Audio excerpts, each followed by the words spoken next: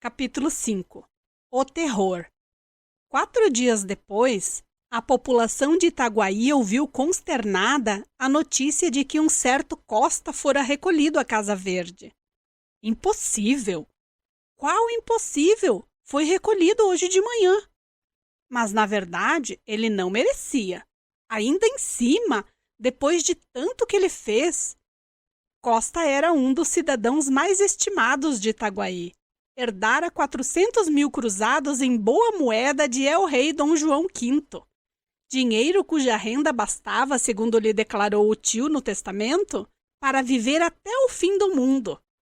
Tão depressa recolheu a herança, como entrou a dividi-la em empréstimos, sem usura, 1.000 cruzados a um, 2.000 ao outro, 300 a este, 800 àquele, a tal ponto que no fim de 5 anos estava sem nada. Se a miséria viesse de chofre, o pasmo de Itaguaí seria enorme, mas veio devagar. Ele foi passando da opulência à abastança, da abastança à mediânia, da mediânia à pobreza, da pobreza à miséria, gradualmente. Ao cabo daqueles 5 anos, pessoas que levavam o chapéu ao chão logo que ele assomava no fim da rua, agora batiam-lhe no ombro, com intimidade, davam-lhe piparotes no nariz, diziam-lhe pulhas. E o Costa Sempilhano, risonho, nem se lhe dava de ver que os menos corteses eram justamente os que tinham ainda a dívida em aberto.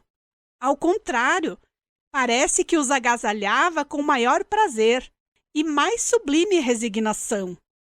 Um dia, como um desses incuráveis devedores lhe atirasse uma chalaça grossa e ele se risse dela, observou um desafeiçoado com certa perfídia. Você suporta esse sujeito? Para ver se ele lhe paga. Costa não se deteve 1 minuto. Foi ao devedor e perdoou-lhe a dívida. Não admira, retorquiu o outro. O Costa abriu mão de uma estrela que está no céu. Costa era perspicaz. Entendeu que ele negava todo o merecimento ao ato, atribuindo-lhe a intenção de rejeitar o que não vinha meter-lhe na algibeira. Era também pundonoroso e inventivo. 2 horas depois achou um meio de provar que se não lhe cabia um tal labéu. Pegou de algumas dobras e mandou-as de empréstimo ao devedor. Agora espero que, pensou ele sem concluir a frase. Esse último rasgo do Costa persuadiu a crédulos e incrédulos. Ninguém mais pôs em dúvida os sentimentos cavalheirescos daquele digno cidadão. As necessidades mais acanhadas saíram à rua. Vieram bater-lhe à porta, com os seus chinelos velhos, com as suas capas remendadas. Um verme, entretanto, rola a alma do Costa. Era o conceito do desafeto. Mas isso mesmo acabou. 3 meses depois, veio este pedir-lhe uns 120 cruzados com promessa de restituí-los daí a 2 dias. Era o resíduo da grande herança, mas era também uma nobre desforra. Costa emprestou o dinheiro logo, e sem juros. Infelizmente não teve tempo de ser pago. 5 meses depois, era recolhido à Casa Verde. Imagina-se a consternação de Itaguaí quando soube do caso. Não se falou em outra coisa. Dizia-se que o Costa ensandecera ao almoço, outros que de madrugada, e contavam-se os acessos que eram furiosos, sombrios, terríveis, ou mansos e até engraçados, conforme as versões.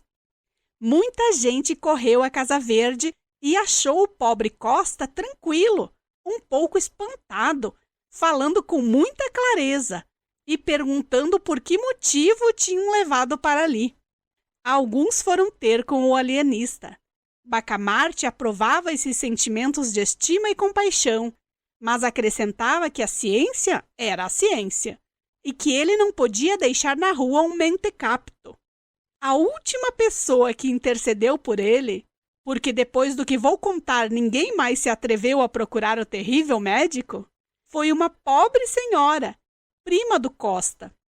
O alienista disse-lhe confidencialmente que esse digno homem não estava no perfeito equilíbrio das faculdades mentais, à vista do modo como dissipara os cabedais que... Isso não, interrompeu a boa senhora com energia. Se ele gastou tão depressa o que recebeu, a culpa não é dele. Não? Não, senhor. Eu lhe digo como o negócio se passou. O defunto meu tio não era um mau homem, mas quando estava furioso era capaz de nem tirar o chapéu ao Santíssimo. Ora, um dia pouco antes de morrer, descobriu que um escravo lhe roubara um boi. Imagine como ficou.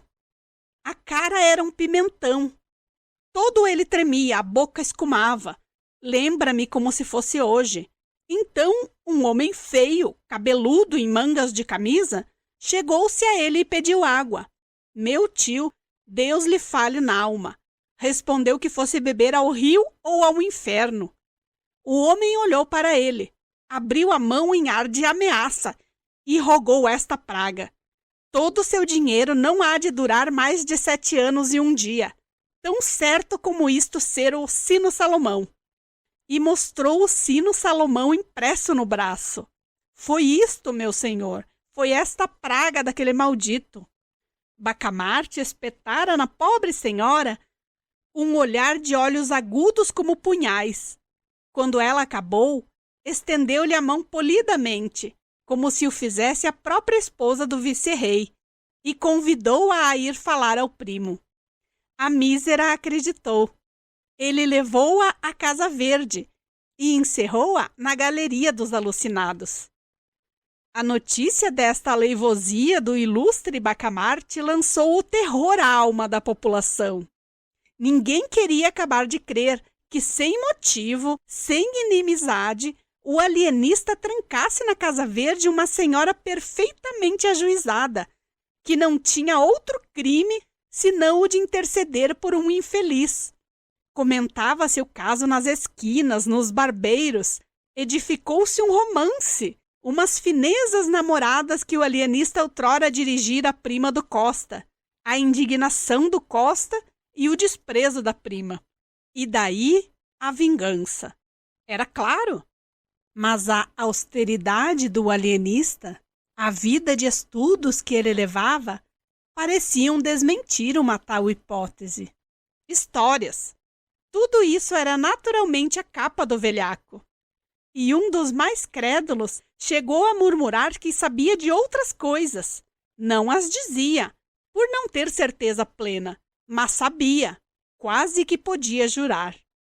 Você, que é íntimo dele, não nos podia dizer o que há, o que houve, que motivo? Crispim Soares derretia-se todo. Esse interrogar da gente inquieta e curiosa, dos amigos atônitos, era para ele uma consagração pública. Não havia duvidar. Toda a povoação sabia, enfim, que o privado do alienista era ele, Crispim, o boticário, o colaborador do grande homem e das grandes coisas. Daí a corrida à botica. Tudo isso dizia o carão jucundo e o riso discreto do boticário. O riso e o silêncio, porque ele não respondia nada. 1, 2, 3 monossílabos, quando muito, soltos, secos, encapados no fiel sorriso constante e miúdo, cheio de mistérios científicos, que ele não podia, sem desdouro nem perigo, desvendar a nenhuma pessoa humana. A coisa, pensavam os mais desconfiados. Um desses limitou-se a pensá-lo, deu de ombros e foi embora. Tinha negócios pessoais. Acabava de construir uma casa suntuosa.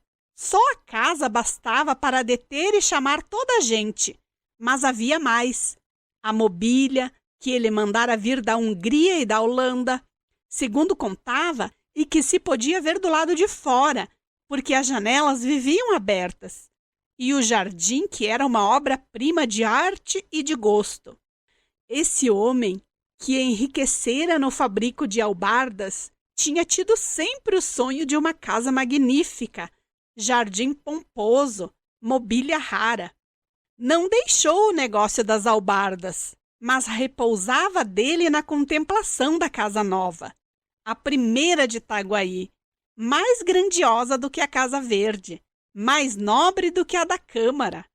Entre a gente ilustre da povoação havia choro e ranger de dentes, quando se pensava ou se falava, ou se louvava a casa do albardeiro. Um simples albardeiro, Deus do céu! Lá está ele embasbacado, diziam os transeuntes de manhã.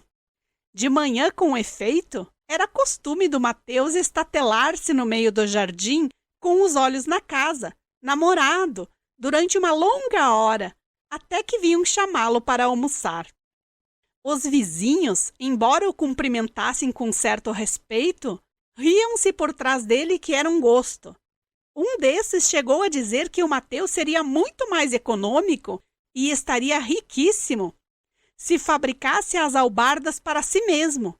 Epigrama ininteligível, mas que fazia rir as bandeiras despregadas. Agora lá está o Mateus a ser contemplado, diziam à tarde.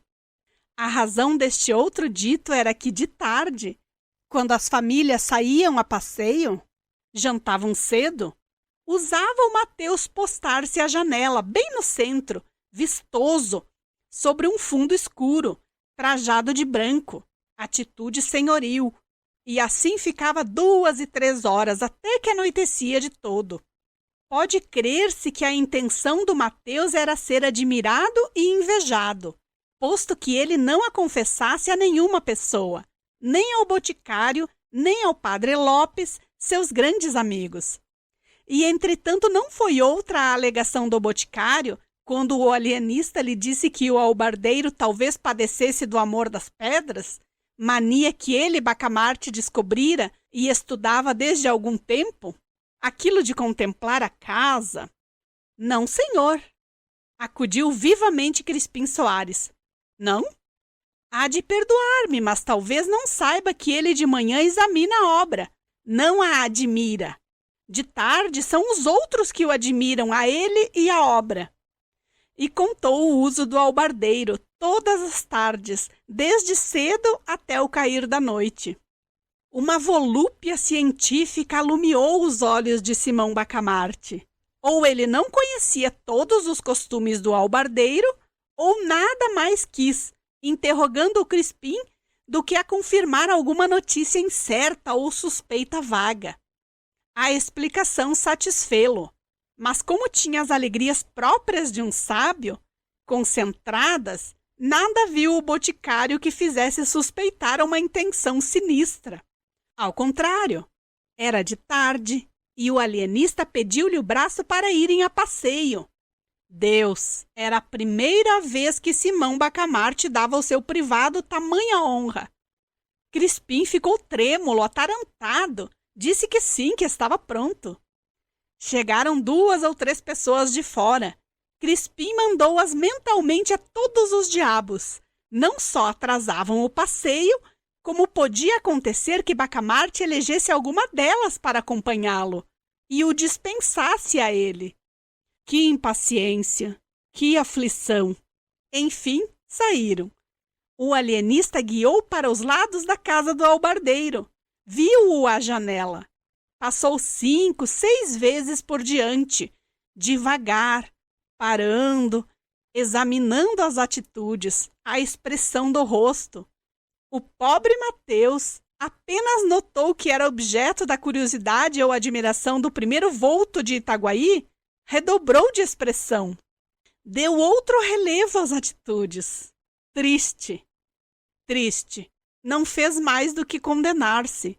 No dia seguinte, foi recolhido à Casa Verde. A Casa Verde é um cárcere privado, disse um médico sem clínica. Nunca uma opinião pegou e graçou tão rapidamente. Cárcere privado, eis o que se repetia de norte a sul e de leste a oeste de Itaguaí. Há medo, é verdade, porque durante a semana que se seguiu a captura do pobre Mateus, 20 e tantas pessoas, 2 ou 3 de consideração, foram recolhidas à Casa Verde. O alienista dizia que só eram admitidos os casos patológicos, mas pouca gente lhe dava crédito. Sucediam-se as versões populares: vingança, cobiça de dinheiro, castigo de Deus, monomania do próprio médico, plano secreto do Rio de Janeiro com o fim de destruir em Itaguaí qualquer germe de prosperidade que viesse a brotar, arvorecer, florir, com o desdouro e míngua daquela cidade. 1000 outras explicações, que não explicavam nada. Tal era o produto diário da imaginação pública. Nisto, chegou do Rio de Janeiro a esposa do alienista, a tia, a mulher do Crispim Soares e toda a mais comitiva, ou quase toda, que algumas semanas antes partira de Itaguaí. O alienista foi recebê-la com o boticário, o padre Lopes, os vereadores e vários outros magistrados. O momento em que Dona Evarista pôs os olhos na pessoa do marido é considerado pelos cronistas do tempo como um dos mais sublimes da história moral dos homens. E isto pelo contraste das duas naturezas, ambas extremas, ambas egrégias. Dona Evarista soltou um grito, balbuciou uma palavra e atirou-se ao consorte, de um gesto que não se pode melhor definir do que comparando-o a uma mistura de onça e rola. Não assim o ilustre Bacamarte, frio como diagnóstico, sem desengonçar por um instante a rigidez científica. Estendeu os braços à dona que caiu neles e desmaiou. Curto incidente. Ao cabo de 2 minutos, Dona Evarista recebia os cumprimentos dos amigos e o préstito punha-se em marcha. Dona Evarista era a esperança de Itaguaí. Contava-se com ela para minorar o flagelo da Casa Verde. Daí as aclamações públicas, a imensa gente que atulhava as ruas, as flâmulas, as flores e damascos às janelas. Com o braço apoiado no do padre Lopes, porque o iminente confiara a mulher ao vigário e acompanhava-os a passo meditativo, Dona Evarista voltava a cabeça a um lado e outro, curiosa, inquieta, petulante. O vigário indagava do Rio de Janeiro, que ele não vira desde o vice-reinado anterior, e Dona Evarista respondia entusiasmada que era a coisa mais bela que podia haver no mundo. O passeio público estava acabado, um paraíso onde ela fora muitas vezes. E a Rua das Belas Noites, o chafariz das marrecas, o chafariz das marrecas, eram mesmo marrecas, feitas de metal e despejando água pela boca fora. Uma coisa galantíssima. O vigário dizia que sim, que o Rio de Janeiro devia estar agora muito mais bonito, se já o era noutro tempo.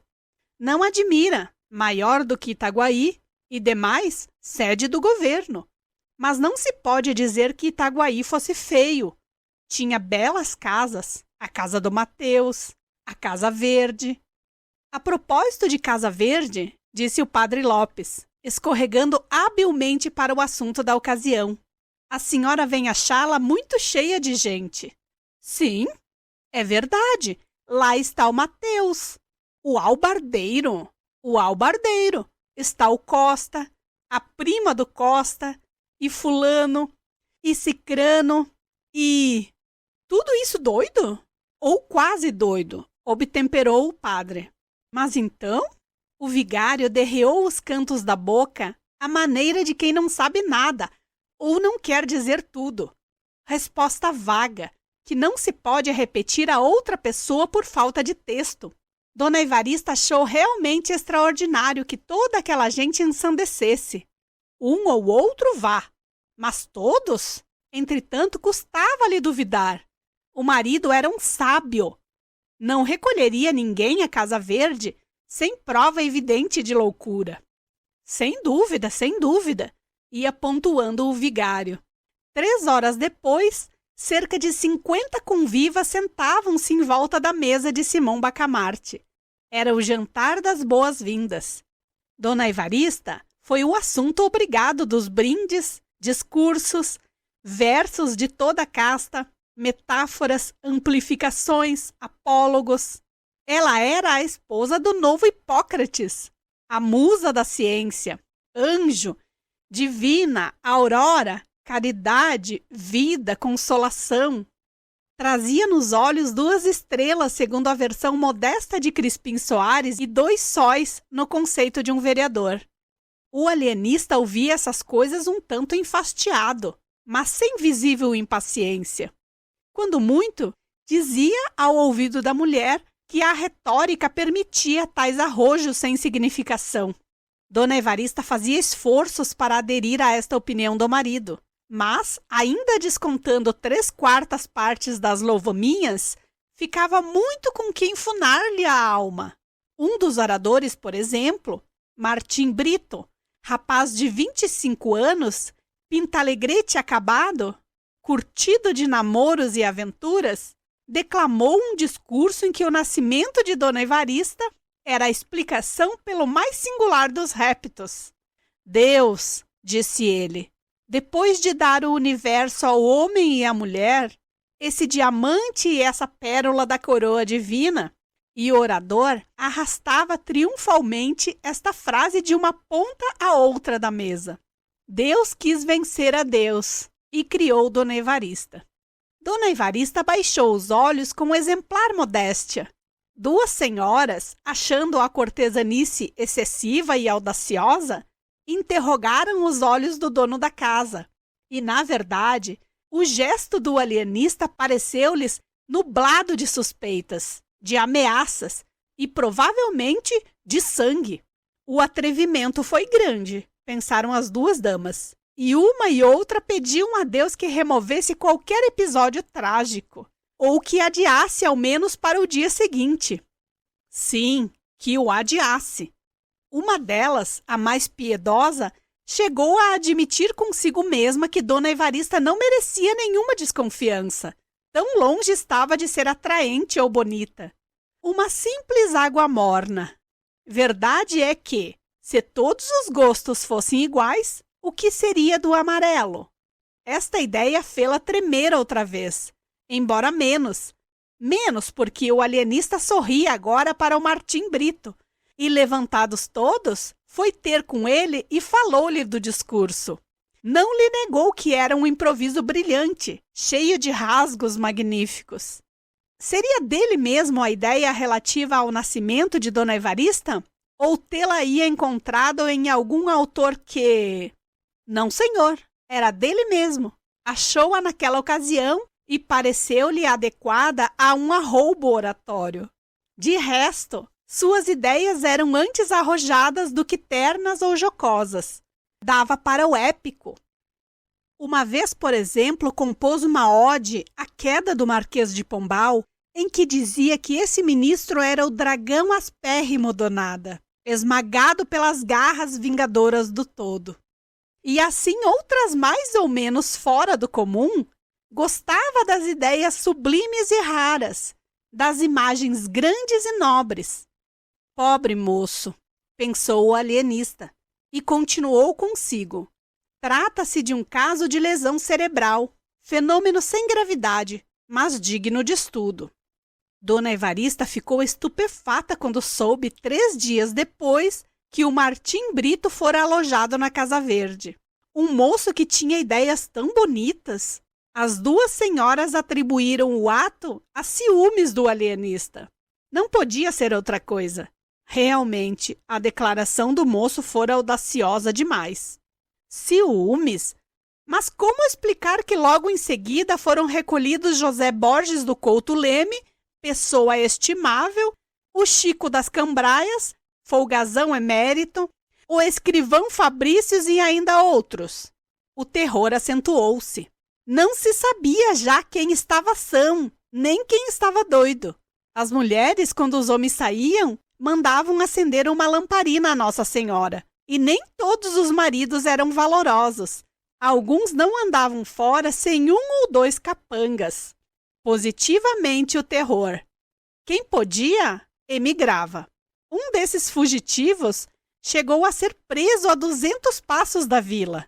Era um rapaz de 30 anos, amável, conversador, polido, tão polido que não cumprimentava alguém sem levar o chapéu ao chão. Na rua, acontecia-lhe correr uma distância de 10 a 20 braças para ir apertar a mão a um homem grave, a uma senhora, às vezes a um menino, como acontecera ao filho do juiz de fora. Tinha a vocação das cortesias.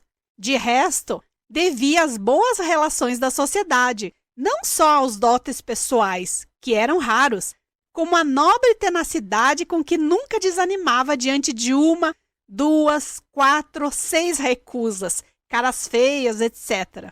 O que acontecia era que, uma vez entrado numa casa, não a deixava mais, nem os da casa o deixavam a ele. Tão gracioso era o Gil Bernardes. Pois o Gil Bernardes, apesar de se saber estimado, teve medo quando lhe disseram um dia que o alienista o trazia de olho.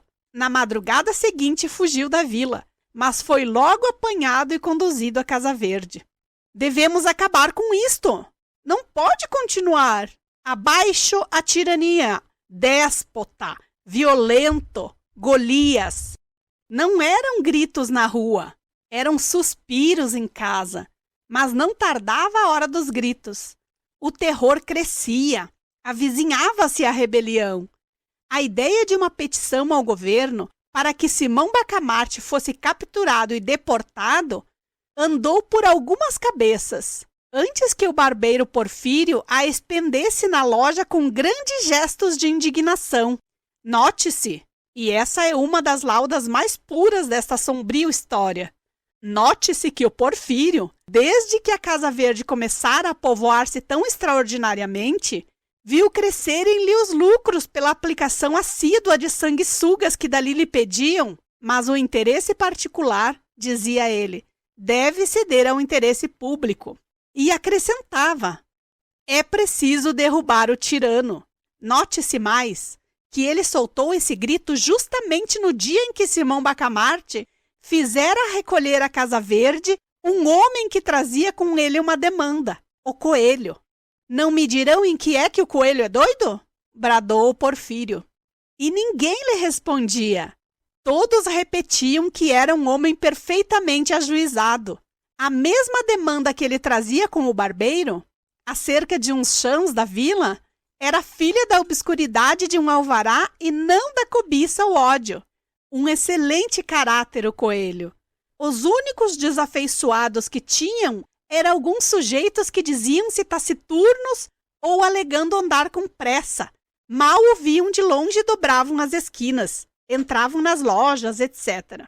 Na verdade, ele amava a boa palestra, a palestra comprida, gostava a sorvos largos, e assim é que nunca estava só, preferindo os que sabiam dizer 2 palavras, mas não desdenhando dos outros. O padre Lopes, que cultivava o Dante e era inimigo do Coelho, nunca o vira desligar-se de uma pessoa que não declamasse e emendasse este trecho. La bocca sovello dal fiero pasto, quel secatore. Mas uns sabiam do ódio do padre, e outros pensavam que isto era uma oração em latim.